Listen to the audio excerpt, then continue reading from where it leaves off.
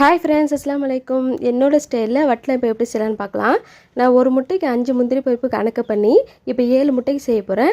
நான் 4 முட்டைக்கு முந்திரி பருப்பு எடுத்திருக்கேன், 20 முந்திரி பருப்பு. 3 முட்டைக்கு வந்து அக்ரூட்ஸ்னு சொல்லலாம், வால்நட்ஸ்னு சொல்லலாம், அது சேர்த்துருக்கேன்.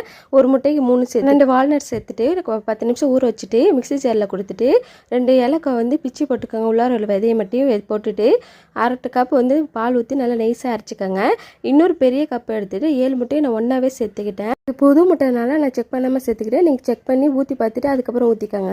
இப்போ 3 கப் வந்து சுகர் சேர்த்துட்டு ஒரு பிஞ்ச் அளவு சால்ட் சேர்த்துட்டு நல்லா முட்டையை நல்லா பிளெண்ட் பண்ணிக்கோங்க. இப்போ முந்திரி பருப்பு வால்நட்ஸ் இருக்குல்ல, அதையும் இந்த முட்டையோடு சேர்த்து கலக்கிக்கலாம். கலக்கிட்டு எந்த பாத்திரத்தில் வட்டலை வைக்க போகிறோமோ அந்த பாத்திரத்தில் வந்து மிக்சரை வந்து வடிகட்டிக்கலாம். வடிகட்டினாது இது உங்களுக்கு முட்டை கோச்சி இல்லாமல் இருக்கும். மேலே கொஞ்சம் நெய் ஊற்றிட்டு நல்லா கலக்கிட்டு குக்கரில் 4 டம்ளர் தண்ணி வச்சு ஒரு ஸ்டாண்டு போட்டு இந்த 4 விசில் வச்சு எடுங்க. சூப்பரான வட்டலை போட்டு ரெடி. கண்டிப்பாக ட்ரை பண்ணி பாருங்கள். நம்ம சேனல் தொடர்ந்து சப்போர்ட் கொடுங்க, சப்ஸ்கிரைப் பண்ணுங்கள். தேங்க்ஸ் ஃபார் வாட்சிங்.